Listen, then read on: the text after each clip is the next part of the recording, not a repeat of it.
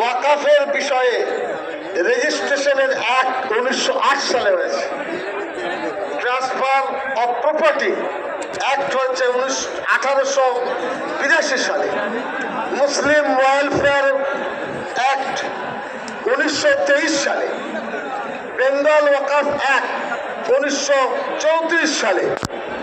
এই সমস্ত ওয়াকাফ সম্পত্তি 40% সংশোধন এনেছে বিজেপি। কি চাচ্ছে?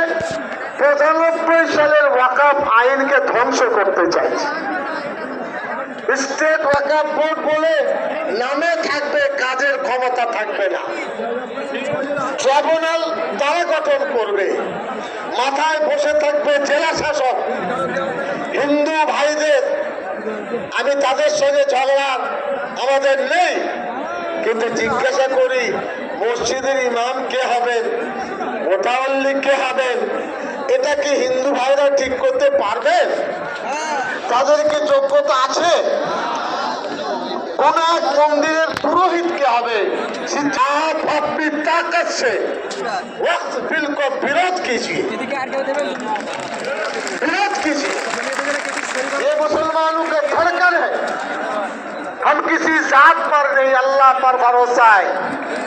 और हिंदुस्तान सेकुलर मुल्क है।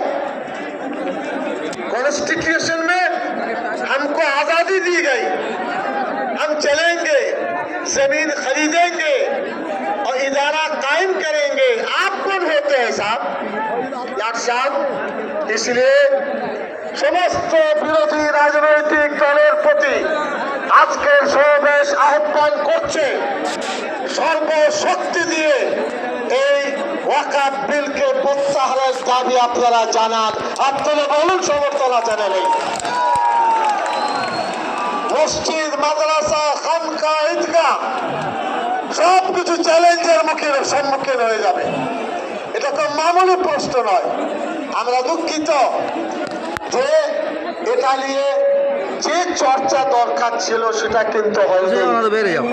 আমাদের অনেক কষ্ট করতে হয়েছে। ওই যে নিয়ে গেল সাহায্যের জন্য টিম, আমাদের সাহায্য করুন।